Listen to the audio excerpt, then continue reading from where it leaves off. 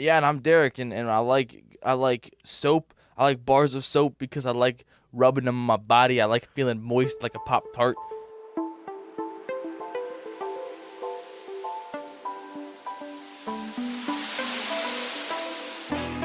Alrighty, welcome to the Variety Voiceover Nerdcast. This week, two geeks run headfirst into a language barrier. Ow!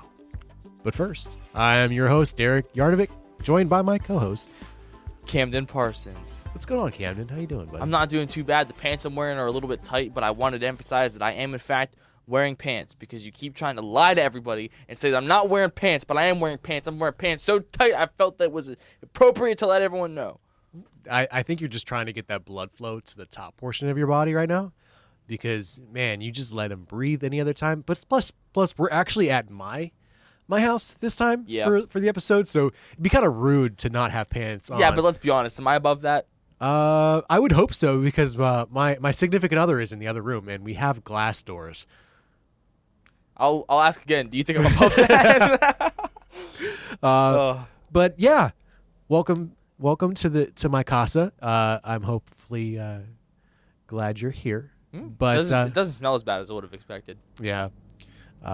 We tried to keep it a tidy household in this It's area. very nice. Yeah, I feel bad about it. Hey, did you She does a hear good that job. GTA 6 got delayed again? It got delayed again. Imagine Rockstar delaying a game. I couldn't even fathom it. It's insane. Are you a fan of GTA? You know what? I played San Andreas. I played Vice City. Mm-hmm. I've not touched it since. You've never played GTA 5? I've never played GTA 5. I tried. It's on Game Pass right now, I think. Yeah, it's very accessible. It's on PlayStation catalog too. You can, if you're on anything, you pretty much just pick up and play GTA.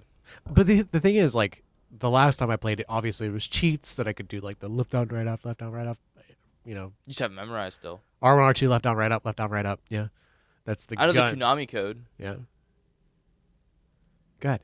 Oh, you want me to do it? I was just letting you know I knew it. Oh yeah, okay. I've played GTA 5. That's the only one I've ever played, and I'm not the biggest fan of it. Yeah. But I do like the whole open world, take care of your own stuff type deal. I had a buddy I was playing with. I downloaded it to play with once or twice actually, even I think. He tried to have me go on like one mission with him, like a heist or whatever. And I just kept dying. I was so bad at it. Yeah. Maybe it's the good boy in me, that Doesn't want to do crimes. yeah, pretty much. Yeah. I tried following the traffic laws the best I could. You don't follow traffic laws in GTA. But I'm a good boy. I don't want to misbehave. You do that when you're bored. Like you'll try to do that. Here's the thing, GTA. Dude, they won't even let me use my turn signal in GTA. I felt like a terrible driver. Oh goodness, get pulled over for that. That's what I'm saying. Improper lane change, right? Dude, All right? I ended up getting 5-star just because I didn't use my blinker. I said blinker like I was British. Blinker. That felt dirty. Yeah. Oi, make sure you use your blinker here at the roundabout. Oh yeah. Sound a little more Australian. I don't know what I was going for there. I don't know. All I know is that it was bad and probably not good to do. Yeah, it's probably a little offensive. But yeah, no, I never did. I think the only missions I've ever done in any kind of GTA game were like the first missions you had to do. Mm-hmm. Yeah, that's kind of how I was, because it was like when in GTA 5 when you start, there's at least one mission where you introduce like the main characters of that game. I think that there's maybe one or two more after that. I can't remember that you have to play before you go along like the online. Yeah. I know I've played that I think 2 or 3 times. I had it on my Xbox 360 at one point when I was a kid. Well, like a preteen, more like I wasn't I wasn't like 8. Like, oh yeah, can't wait to go shoot a prostitute. Yeah. I was. Oh. I was playing like GTA on the PlayStation 2. I was probably like 12 or 13 the first time I picked up GTA. But then I want to say I started it again another time, and then the most recent time was last year. I tried getting into it again, but it's just never really been my thing. So it's like I'm torn because on one hand, I'm excited for everybody else because GTA is obviously one of the biggest games, period, and everyone is like stupidly excited for this new game, so it's gonna be huge when it comes out. Yeah. But in the same breath, I personally have a whole lot of stake in it. Uh-huh. But the visuals look great. It's gonna be a stunning game. I've seen the trailer a couple different times now. Yeah. Here's the thing, and I kind of want to stem off of that a little bit, where you were talking about GTA 6 and like the how long it's been in development Mm-hmm. and stuff like that. Arguably, in my opinion, I think games that have a very, very long, like, I don't know, brewing time, if it would be, are the worst ones. Oh yeah, because expectations are set; they're just gonna be unmeetable. Right. You know, it looks like it's gonna be really good. It's gonna do a lot, but it's not gonna be what everyone wants it to be. There's no way. No, and that's the thing. It's gonna be a disappointment as like a lot of the games that come out of nowhere are tremendous. Like there was a new game that just came out called Expedition 33. I've heard. I've enjoyed a little bit of it, and then I got into a little bit of Minecraft phase with friends. Real. And I've been playing a disgusting amount of Minecraft. But I started playing it, and this is the first time I've heard of it, and everyone's talking about it now. Mm-hmm. Like it just came out of nowhere, and people are saying Game of the Year worthy. I actually straight up did hear somebody say that a couple days ago. He was talking about this game. It's insane, and that's like basically just like it came out of nowhere and wonderful game. Mm-hmm.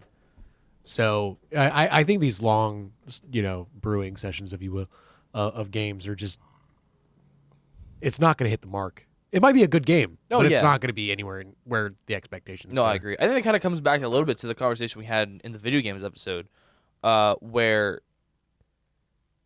I don't want to say necessarily it was announced. I don't know. I'm not the biggest fan of the franchise. I don't know when GTA 6 was like announced. But like it's a franchise, Obviously, unless stated otherwise, fans were expecting a sixth installment, And the last one came out. What GTA 5 was like 2013. So like I don't want to say but fans have been waiting for this game for at least 12 years, and they're not going to get it until next year. Like I said, I think that's what it comes back to. They announced this stuff way too early, and then you have nothing but to sit and wait and build these expectations for this game, build hype. GTA 6 might sincerely be the most hyped game in history.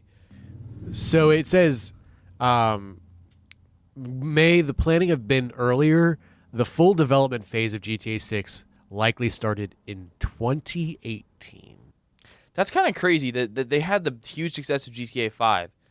They came out in 2013, and they didn't even start on the next game until 2018. They were working on Red Dead Redemption 2, and then that got released. And I guess that makes sense. They started working on that. Because Red Dead was 2018, I think, right? So it's probably basically just like 5, 2, 6. Yeah.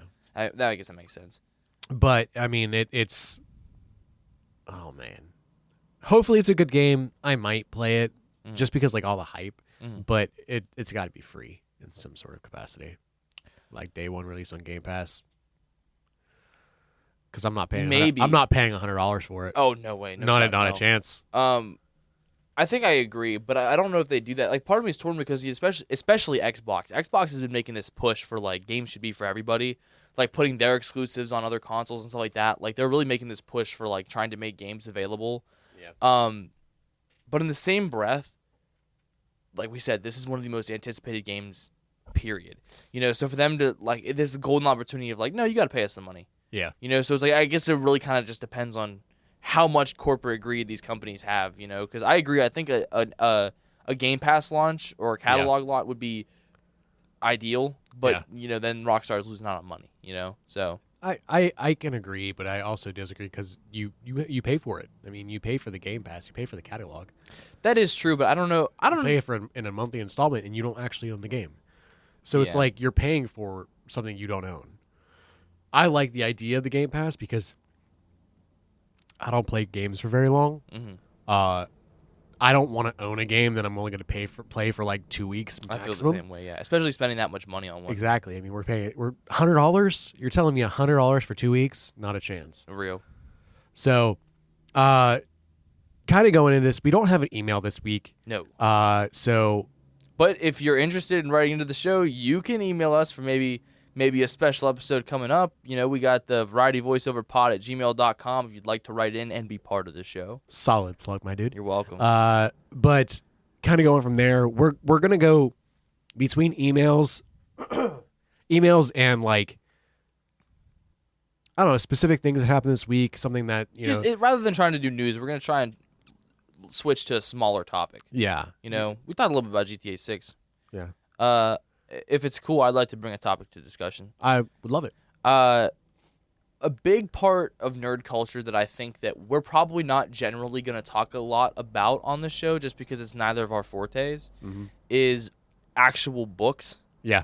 But this week yesterday I just finished reading a book. Well, Listening to a book. I listened to it on Spotify. Yeah. But I wanted to talk about this book a little bit, just because I feel like it's a part of nerd culture that I think that if we can, we should touch on. This golden opportunity for it. I talked a little bit about this guy before. You remember my conversation we had about Ernest Cline? Yes. How I basically know him. Yeah. Adjacently from three things removed, right? I get that reference. It's just a I very love Jason Lee though, dude. He's in almost all the Kevin Smith movies, and My Name Is Earl. Yeah. Dude, he voices I can't remember his name. Like the Sasquatch character on We Bare Bears. He's the guy in Skate 3 who gives you the tutorials. I didn't find out until after I played Skate 3 that he was like a big skater back in the day. Huh. I like Jason Lee a lot. Cool. No, it's the guy who wrote Ready Player One. Okay. He has 4 books so far that I found on Spotify. I don't know if he has any more than that. But there's obviously Ready Player One and its sequel, Ready Player Two. Yes. Both of which I've already listened to. And then he has this one that I read this week called Armada. Okay. And I'm definitely starting to notice a trend when it comes to his stories. So do you know what Ready Player One is about? I know. I've seen the movie. I've not read anything further than that. That's fine. Then you know the basic plot of the story. Yeah. It's about the video game and how integral of a role it plays in the story. You know how like this whole world is like dedicated to this game, right? Uh-huh. So Armada is about this game, right? And it's very important, and the whole world is dedicated to this game. Oh. No, it like kinda. Yeah. You can definitely tell that he enjoys writing about video games. I don't think it's like not 1-to-1 because it's not like a VR thing. It's just a game. Yeah. Kind of like you'd play on your Xbox, PlayStation, whatever, you know. It's called Armada. Okay. You'd never guess. Would have never guessed that. Yeah. It's almost like Sword Art Online. You know. Kinda. Yeah. Oh yeah, kinda. This is the thing. But no. So he is Armada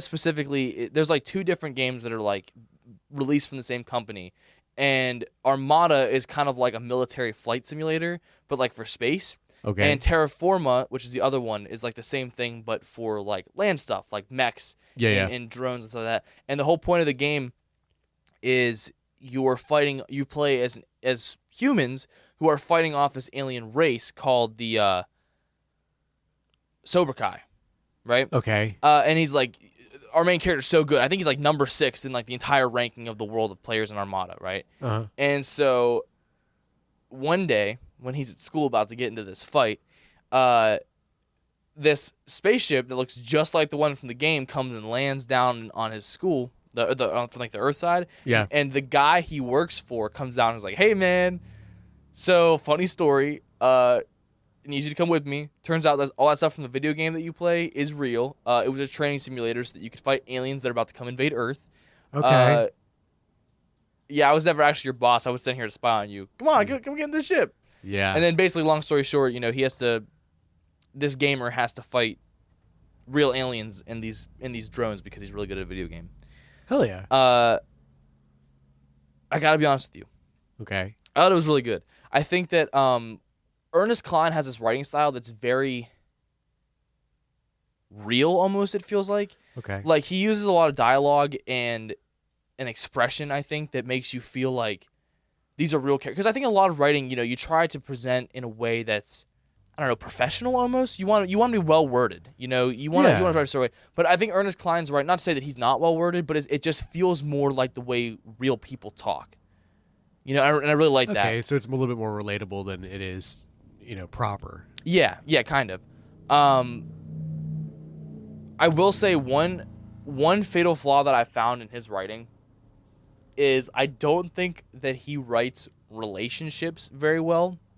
Okay. Because in both Ready Player One and Armada, the main character finds this random hot gamer girl, falls head over heels way too fast, and then ends up getting the girl in the end. Right? I think Ready Player One does a much better job because in that one it's this girl named Artemis, and she's a much more fleshed out character in there, I think, and she's very integral to the story.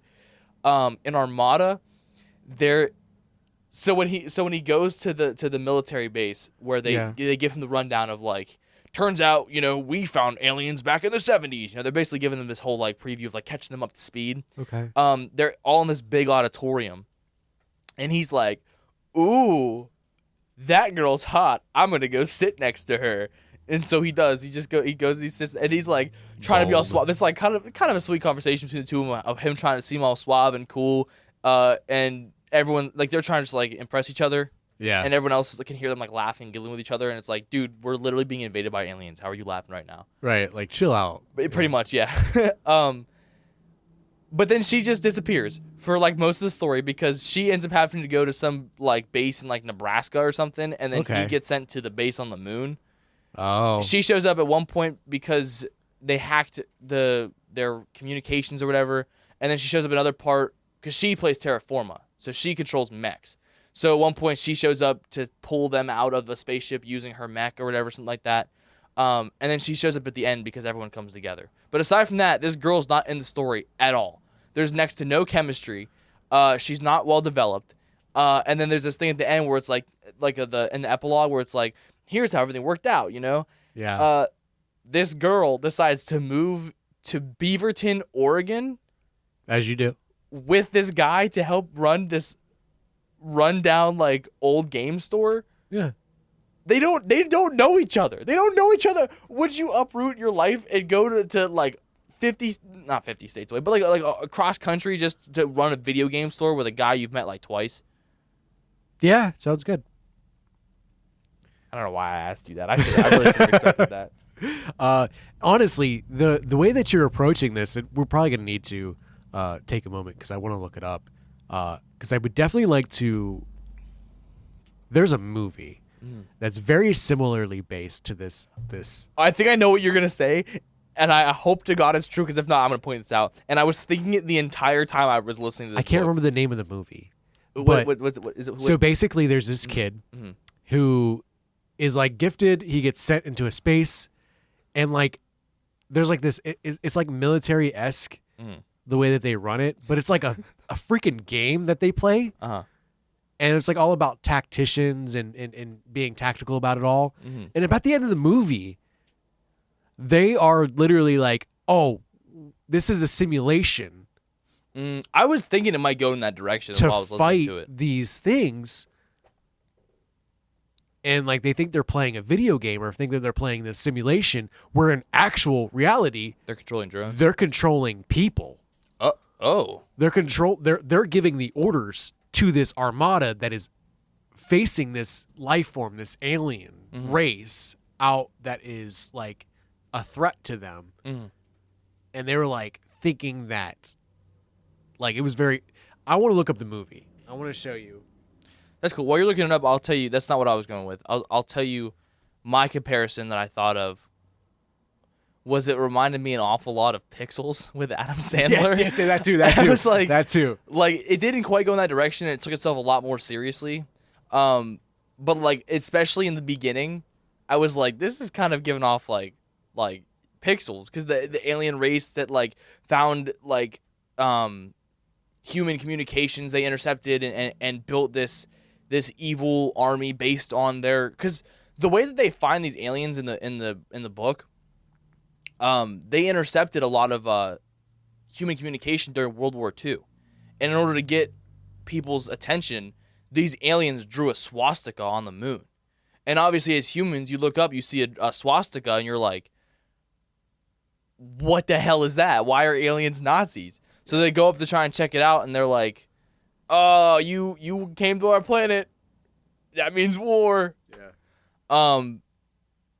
But just like the whole concept of like the video games are the gamers have to come save the world, whatever. And it's not super similar, but it definitely reminded me of it. But I do think Armada is better because anytime that I don't have to pretend that Kevin James is our president, I think is a good time. I think I prefer that. Ender's Game. So that is the movie that I was thinking about as you were Ben going. Kingsley's name. Ooh, Haley Steinfeld. Oh well, this is 2013. She was probably a little kid. I'm not gonna say that. Never mind. Viola Davis is in here. That's cool. She plays Amanda Waller. This main kid on the poster kind of looks like young Sheldon. A little bit. But yeah. Ender's Game. I think if you enjoyed the story that we just spoke about, I might give you're this a gonna watch then. enjoy this movie. I was curious if maybe there was a movie or something based on Armada. Thinking maybe this might have been based on it, but this came out 2 years before Armada.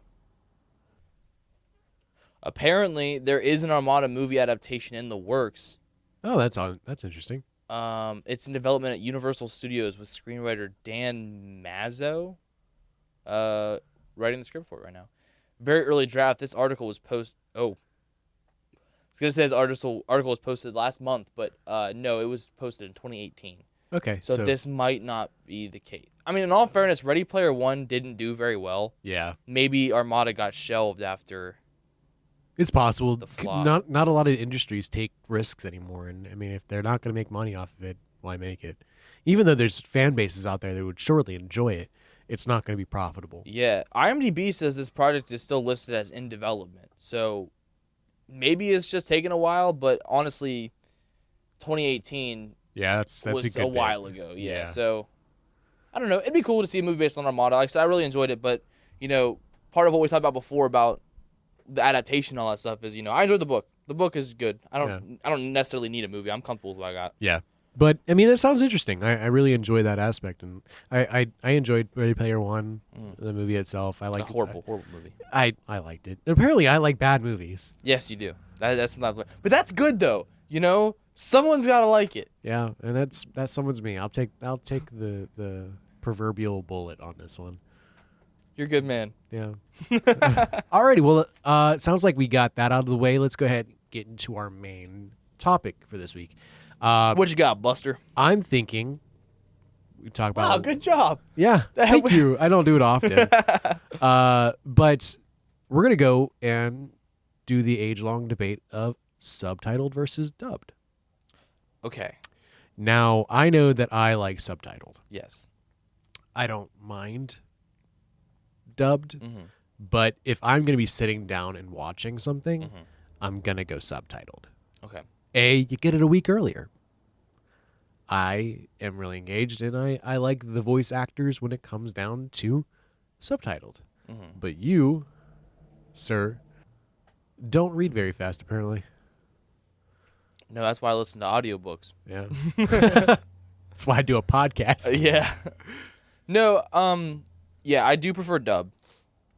I don't think it's necessarily because I can't read fast, because there have been multiple occasions where I've had, We take jabs at you. It's fine. No, yeah. No, we've had occasions where I've had to, like, when we went and saw that solo movie, omnibus movie thing. Yeah. That whole thing was in sub. We couldn't get into a dub show. We could have. It's just. Yeah, you hated me. It's pretty much what it was. No, but that whole thing was in sub, and I didn't mind that at all. I had no problem keeping up with everything and understand what was going on. And same thing for the finale, actually, of Solo Leveling. When Season 2 was coming to an end, we were getting ready to do our episode on it, and they hadn't had the last episode dubbed yet. Yeah. So I had to watch the last episode subbed. And I don't think I have a problem with it at all. I can definitely do it if I wanted to badly enough, but I think the other thing, too, is I'm just also not as invested in anime as you are. Yeah, that's fair. So it's like, I'd rather just, like, a lot of the time when I'm doing these, for the show, I'll kind of just throw it on while I'm doing something else. Not to say I'm not, like, paying attention, because I want to be paying attention. No, but in the same breath, I'm not just, like, hunkered down on the couch with, like, a bowl of popcorn. I'm like, all right, time to watch Kaiju number 8. Let's go.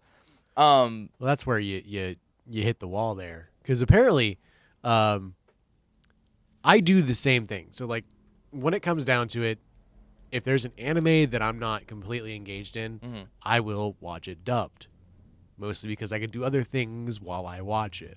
While subtitled, obviously, you can't. I don't know Japanese, Korean, or whatever it's the actual language that it's being spoken in. I don't know. Can't just throw it on the background, or else you'd be lost. Yeah. So like you kind of have to be engaged to know, understand what's going on. But like, I don't know. I just like the dynamics of the voice acting, and a lot of the times they have. I think the caliber that they have when it comes down to voice acting is just on another level. I think I agree, honestly, though, because I think the biggest thing is I like dub because it's what I speak. It's what I understand. It's Yeah. not. It's a lot easier to just like, I don't have to worry about the extra, reading, not reading fast enough or whatever the case may be. It's just I can watch it like I watch any other show if I watch it dubbed. But I do think something I've noticed is, I think in order to try and keep the same pacing and timing of the original Japanese audio, Yeah. the English dub has to pace itself kind of weird, which I think is why you get a lot of the typical the stereotypical anime voice that people talk about, oh geez, he doesn't even know what I'm doing with this thing, and I'm gonna be lost in the end of the finals. Because they have to try and match the same pace. We don't talk like that. Yeah. But they're not trying to mimic how we talk. They're trying to essentially keep the same inflection of the Japanese language, but with English voices. Yeah, and I think that makes it sound a little bit weird. I could agree. There's also a little bit more of a step parallel to that, where they also need to match the timing of the lips moving. Yeah. But I don't feel like they do that as it's not as big of a thing as the timing of the what's being said. Because there's a lot of times you can kind of see the flapping of the mouth kind of matching up, but for the most part it's kind of just sometimes there's just an open mouth like that, yeah. Yeah. I didn't translate. I had my mouth open. I gaped, if you will. I can, if you want, I can do dub for you real quick. Just start talking, yeah. And then and I'm Derek, and I like soap. I like bars of soap because I like rubbing them on my body. I like feeling moist like a Pop-Tart, cold after it's thawed for a while. You gotta keep moving your mouth. What? Why were you saying that, dude? What That's happened? so weird. Apparently I like soap on my body. That's the part you focused on, not the moist Pop-Tart? Nah, one of those is true. I'll let you decide. All right, then. But has there been an anime that you've listened to or watched in subtitled where you were like, this might be better than dubbed? I don't think so. I think that the two soul leveling examples I gave were the only times I've ever actually properly watched it dubbed or subbed. Excuse me. Yeah. Because like I said, given the option, if I have the choice, I'm definitely gonna pick dub. Like I said, I think I enjoy it better that way. I'm trying to think. I feel like, because like I said, I had some buddies I used to watch anime with before we started doing this, and I think that there might have been a couple occasions where we had done something subbed there, but it was never it wasn't the choice. It was pretty much just we're gonna throw on dub. I do think using the examples I've already given with the soul leveling that it does almost feel. You don't really feel how distant I think that the English voices feel almost until you watch the sub version. Okay. Where when you hear it originally how it was meant to be said, it changes the inflection. It changes tone sometimes of I can't really give an example because I don't speak Japanese. No. But yeah, I don't know. I feel like sometimes it makes you feel just a little bit more connected to the character because it almost feels like you're hearing it how it was meant to be heard. Yeah. I think it's pretty neat. Yeah. That's my thoughts on that. I think that there's so many different layers to what makes a good anime. And obviously the audio cues, whether it's in English, whether it's in Japanese, Korean, Chinese, whatever it is, it's going to be an integral part of the anime. And once you change it, it definitely it doesn't completely change it to the point where it's unrecognizable, but it's a significant parallel jump. Yeah. Now, there are times that I don't really take a subtitled all the time approach. There are outliers when it comes down to English dubbed that I have thoroughly enjoyed. Solo Leveling is one of them. I do like the solo dub a lot. I don't whoever voices Jinwoo, I think does a really good job. I want to get his name. His name's Toby Turner. He's known as Tobuscus online. He's the fella who sings Nugget in a Biscuit and we all have agreed to ignore him post like 2016. It's crazy. I was actually just watching an episode of Good Mythical Morning. I've been getting a lot of their older episodes listed up on my YouTube page, and I was watching an episode from like season 5, from like 11 years ago, and they're promoting Ear Biscuits, their podcast. Oh yeah. And they're like, yeah, this week we got on Toby Turner, Tobuscus. Everyone's been telling us we need to have him on. So this week, guys, we have Tobuscus on. Everyone loves Tobuscus, and I'm just looking back like, ooh, that did not age well. Yeah. Alrighty. Let me see. Chicken. His name's Alex Lee. Alex Lee, who voices Jinwoo. He is the one who voices Jinwoo. I'm trying to think and see what else he's in. To go here.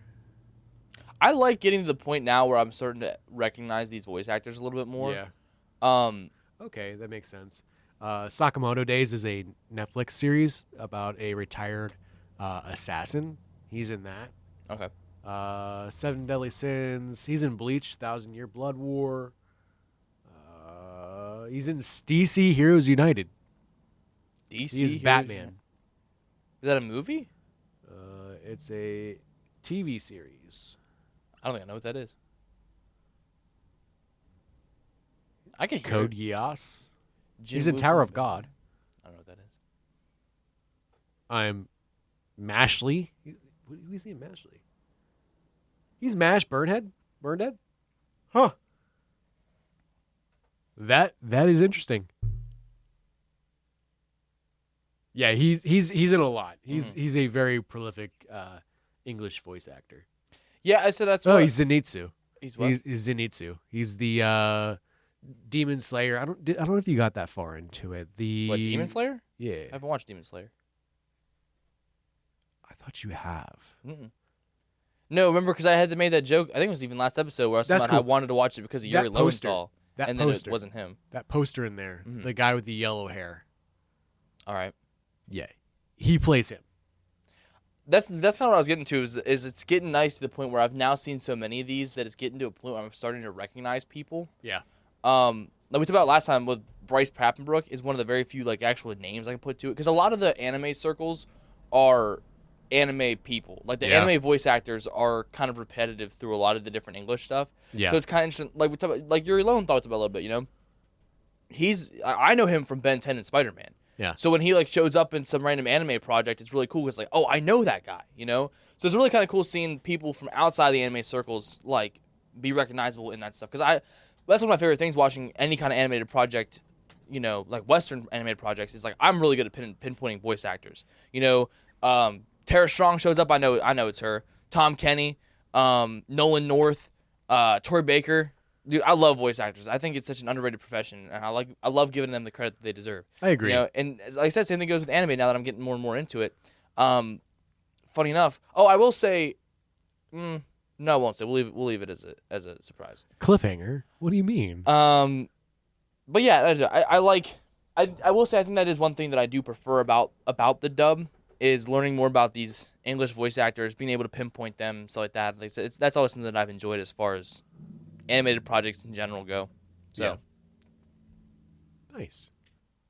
But yeah, so speaking of which, it's kind of like this for the challenge this week. To be clear, we realized after the episode came out that we talked so much about your Yeah. punishment and everything that we forgot to make sure I had a challenge. Yes. So you did give me one though, but it was off air. So for those who weren't aware, would you like to go ahead and tell real quick Yeah. my challenge So was?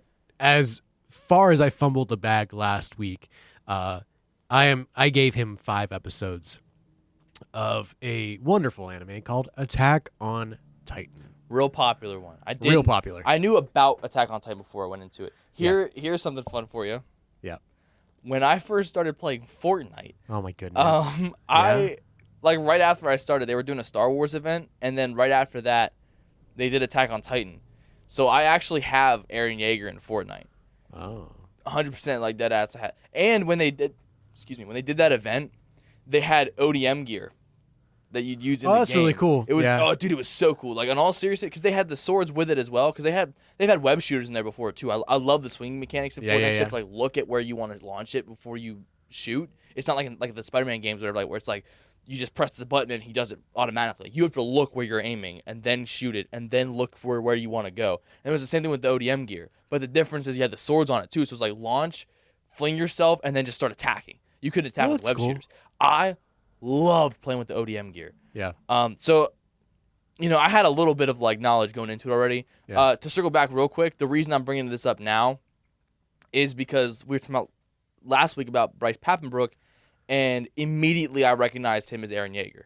He voiced Eren Yeager in the dub, and he sounds a lot like Kirito from SAO, which is obviously that's always my go-to as far as anime goes. So it's pretty much just like get in there. It's like the day everything changed. Kirito, that's the guy. That's the guy. But yeah, it's okay. So I guess we'll pivot real quick to our challenge segment then. Yeah. So as far as the actual show itself goes, I feel like what I got to watch was really good build-up. Oh. Just because I feel like aside from the initial attacks, Yeah. not a lot happened. Was it enough to make you want to watch more? Yes, I will say I'm Okay. intrigued. I just don't think that as far as what I watched, it's like Yeah. so far it's just been, oh, everything's bad. I'm going to single-handedly stop them even though I'm like 12. Yeah. And then obviously he grows up a little bit over the course of the first couple episodes, but like that's pretty much the whole thing. Is just like, wow, I can't believe this bad thing's happening. I single-handedly have to stop this. Yeah. There's definitely like main character syndrome going on in a lot of animes, but Yeah. like this one's one of those. Like I can definitely tell. basically the challenge that we go in and have to deal with when it comes down to giving anime as a suggestion. And the way that I try to approach it is where it's not overwhelming, where you don't feel like you have to sit down for a full day to watch these things. Yeah. It's something that you can take off in a bite-sized chunk, and it's enough to get you. At the end of the day, the goal is to get you interested to watch more of it. Attack on Titan is one of those things you need to watch a lot of it to really understand and get a lot That's what of I've it. gathered. And it's one of those animes that like you get how brutal it is, kind of like right off the bat. You get to see the Titans munching and basically ripping people apart, and seeing how these are like this story is so, I don't know, built off of these like terrified instances. Like they're living in the fear that at any They can moment. show up at any point. Yeah. Yeah, like it's one of their last civilizations. As far as they know, Do everything they- else is gone. Do they explain later, like, and if they do, you don't have to tell me because I'm probably going to watch this, but, like, I'm curious as to how the hell did humans come to be and get to that point in advancement when these things have been running around? You'll get there. Okay. Here's my theory based on the smirk you just gave me. Okay. They're a newer thing. They haven't always been around because otherwise they definitely would have wiped out humanity. The question now though is, are they experiments? Were they a product of human meddling or evolution maybe? I don't know. I don't know that, but that's my theory. They're more recent. Watch and find out. I will. I'll find out. I think it's going to be a good time. I think you're going to enjoy launching into. Listen, when I was a kid, When I was a young boy. my father actually took me into the city. Yep. And then he See ya. died because he was attacked by a Titan. It was so Oh. sad. Mm. No, I had a friend. A friend, you say? They had a tendency to get like very obsessed with stuff. Okay, makes sense. And they really liked Attack on Titan a lot. That was like the very first thing I think that I ever noticed that they got like real obsessed with. They also got really obsessed with Queen whenever Bohemian Rhapsody came out, the movie. Good movie. Part of the reason I can't stand Queen is because of this person and their obsession with Freddie Mercury. Either way, I digress. When I was in the 7th grade, I think, Okay. I wanted to be a YouTuber so bad. I think everyone did. You grew up in like the age where YouTube was like the thing. Oh yeah. But the problem though is I had a tablet and unrestricted internet access, So made you to the man you are today. Which is I wouldn't argue is a good thing. No, but I started making YouTube, and I will not give any of this away because you can find this online still. Oh, and if you dig in deep, I privated this video. But I had made one called "My Experience Dating," keeping in mind that I was like 12 at the time. Yeah, and so it's little experience. I just remember so vividly starting off that video because I had a crush on that girl at the time. And I remember starting it off the video like with this whole like fake bit where I'm like writing in a journal, and I'm like, "Dear diary, today I talked to this girl and she is obsessed with Attack on Titan. Should I be worried?" So every time I think, I don't know if you saw that, I just like fake closed this book. There's no book here. It was very appropriate. But yes, every time I think about Attack on Titan, I think about her. And that video specifically of how cringe I was like, yeah, I know a thing or two about dating. I'm 12. Yeah. That's wild. Yeah, I don't really, that wasn't super relevant, but I just felt like I needed to share. Well, I mean, I think it is relevant because, like, there's a lot of times that people can ruin experiences for you by how obsessive they are about it. Oh, no. Like, you aren't talking about what I think you're talking about, are you? Like,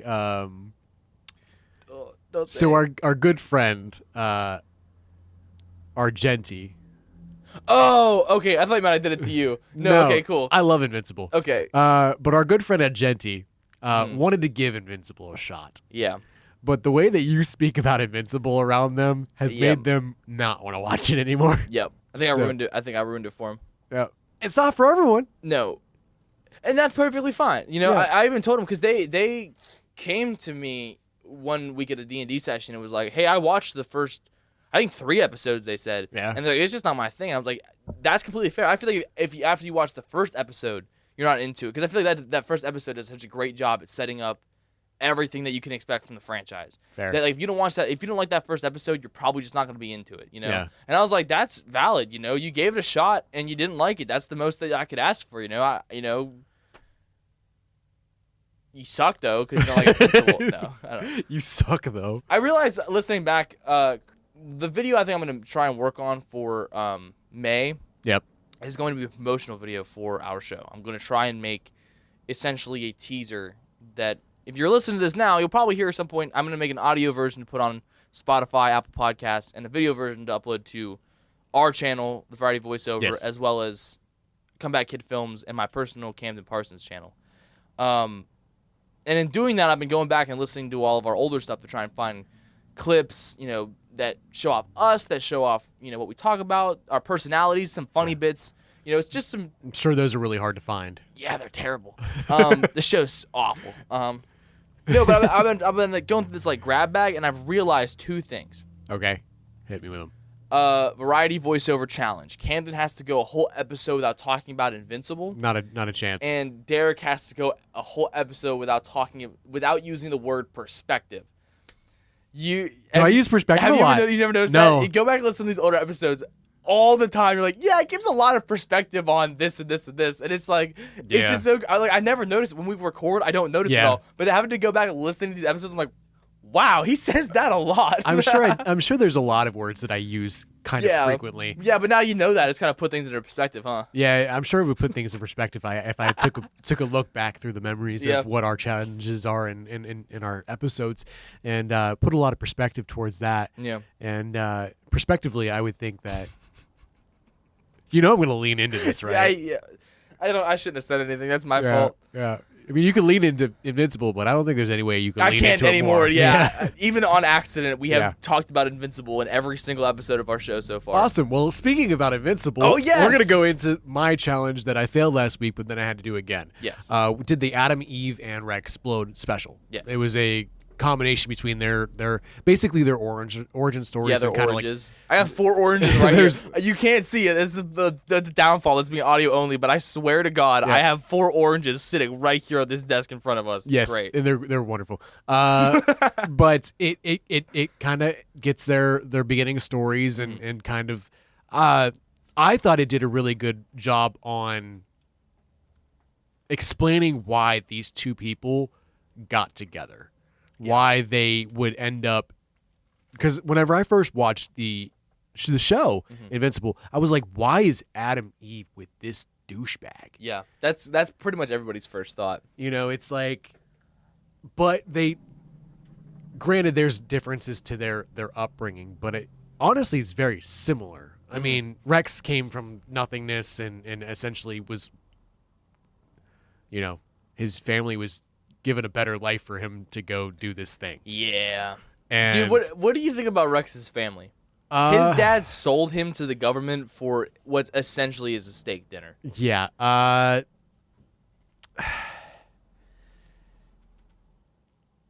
get it. You get it? I like to not for like that portion of it, but if I'm not wrong, he promised him like no worries after giving up his child. As far as that goes, yeah, like it was pretty much just like you give us your kid, you know, there'll be no strings attached, you know, he's just gone. Yeah. We'll give you money for it and everything like that. The problem isn't like the fact that he could have gotten caught in that, it's the fact that he sold his child to a secret government experimentation service. Yeah. He was like, yeah, well, you know what? I wasn't even using it anyway. You give me like $45, man. Yeah, you can have this kid. I ain't even worried about it right now. Yeah. Well, you got to think about it this way, and I'm not trying to play devil's advocate. And I want to preface this by saying that this is a terrible situation, and I do not relate with the character. I can genuinely take a perspective outside of my morals to try to. You're really heavily like nailing it. Like, this is not my opinion. This is not my opinion. Okay, I'm ready for it. Like, but you got to think about how he is in the lowest of his life, not being able to maybe take care of his child. I can maybe understand that like, idea if the idea was to send him to somewhere better. Like, I can't take care of my child. All of our lives are worse because we're trying to you know, bring up this child in this horrible environment or whatever. But I think he knew damn well that he wasn't sending him to a better place. He was just getting rid of his child because he wanted the money. That's fair. Like I said, I can also kind of see where you're coming from, that devil's advocate stance, but I feel like even that falls apart. He's just an asshole. That's fair. Which is also like Adam Eve's fucking dad. Oh yeah, dude. Wait till you. I know you know the whole story of Invincible, but you watched it kind of through this like YouTube video. Did you get to sit in the awkwardness of Mark meeting Eve's dad for the first time? No. I'm gonna have you read that panel at some point. Okay. But basically what happens is they all go to Desert for the first time, right? It's Eve, her two parents, and Mark just in the house together, right? Yeah, because they met through the like Cecil's. In the show, I don't remember if that happens in the comic or not. It's been a minute since I've read that, but I don't think that happened. I think this is the first time they all meet. Is what I'm talking about here. I could be wrong though. But no, they're all at dinner, and the dad's first. It's real awkward, real quiet. The dad's like, "So, Mark, what does your dad do for work?" Oh no! And like they're all aware, they know what's going on. Like she's informed them of who Omni-Man is and all that stuff. And even if not, the story is that Mark's dad died in a like an explosion or whatever, a car crash. Right. Is, that's what they peddled towards the general public. So like either way, it's a horrible thing to ask Mark Grayson. Horrible awkward conversation. They go step outside because her dad's smoking a cigarette or whatever, and he's basically just like, "Thank you for taking in my worthless pig of a daughter. You know, piece of shit. Not you know."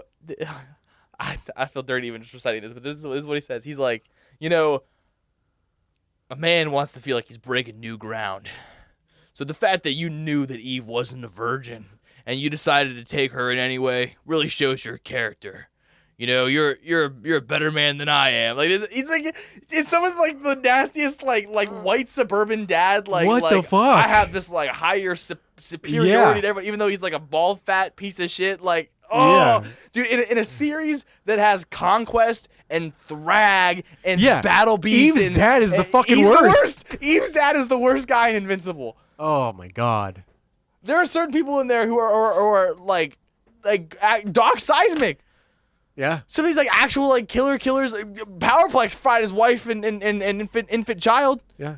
Me and all my homies hate Gary. Me and all my homies hate Gary. But we hate this. But we hate. I don't even remember.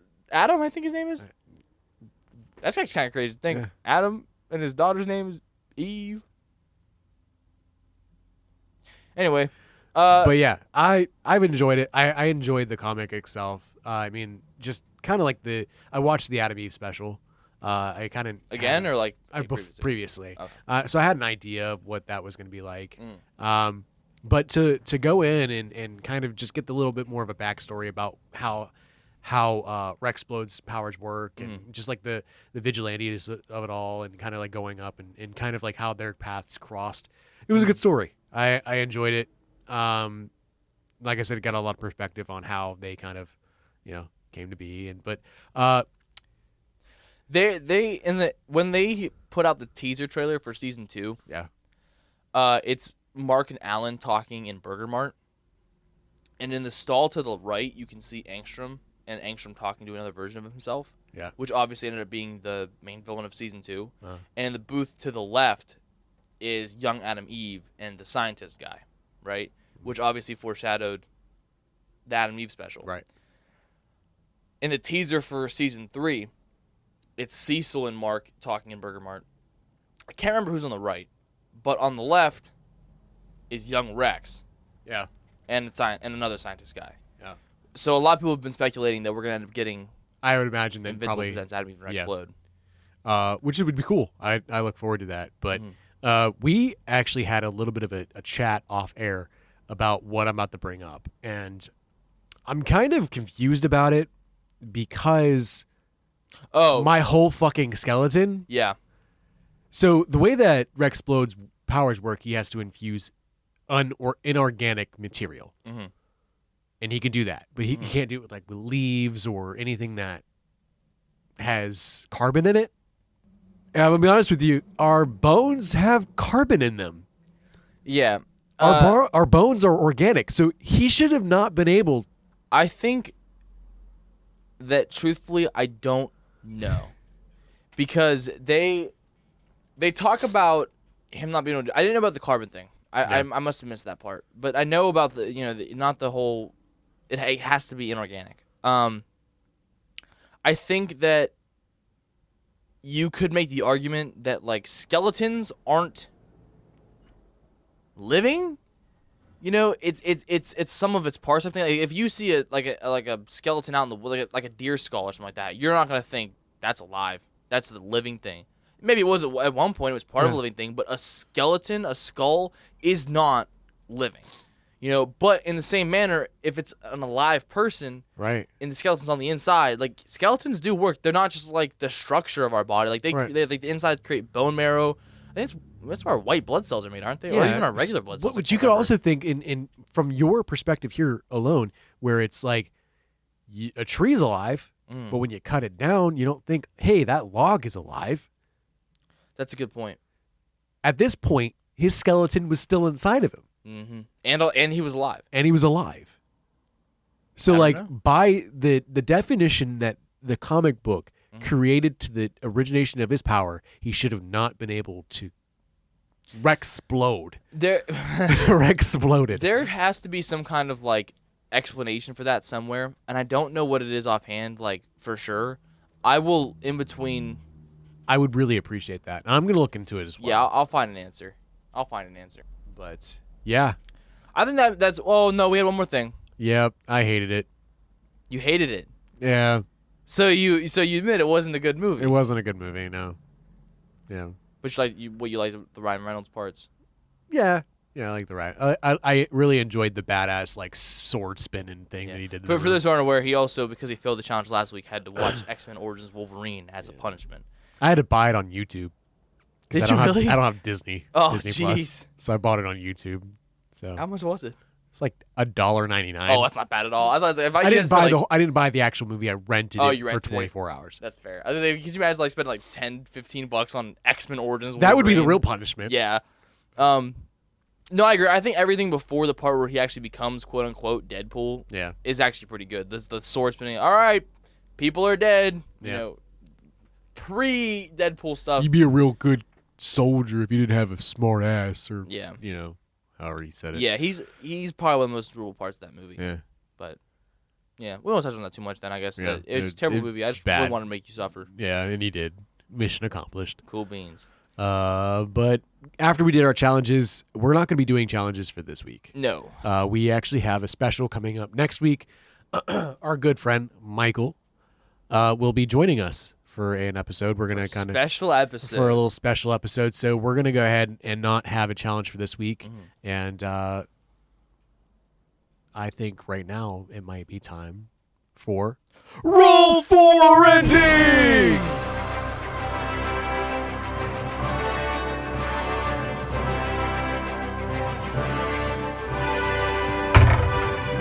That is a 10. That is a 10. So that's going to be a normal ending for us. We don't get anything too special this Right episode. down the middle. Just right down the middle. It's better than no ending. That episode was fun to edit. I just had to be like, oh, it's over. Yeah, that's hilarious. But thank you for listening to the Variety Voiceover. That's all for this week.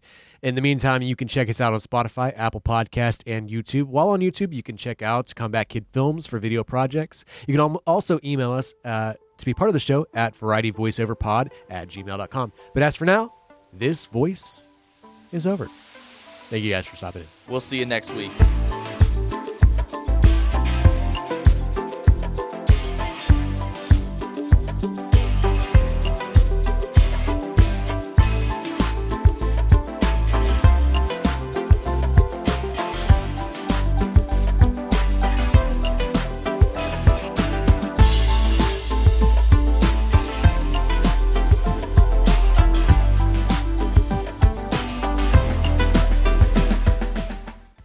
You know what?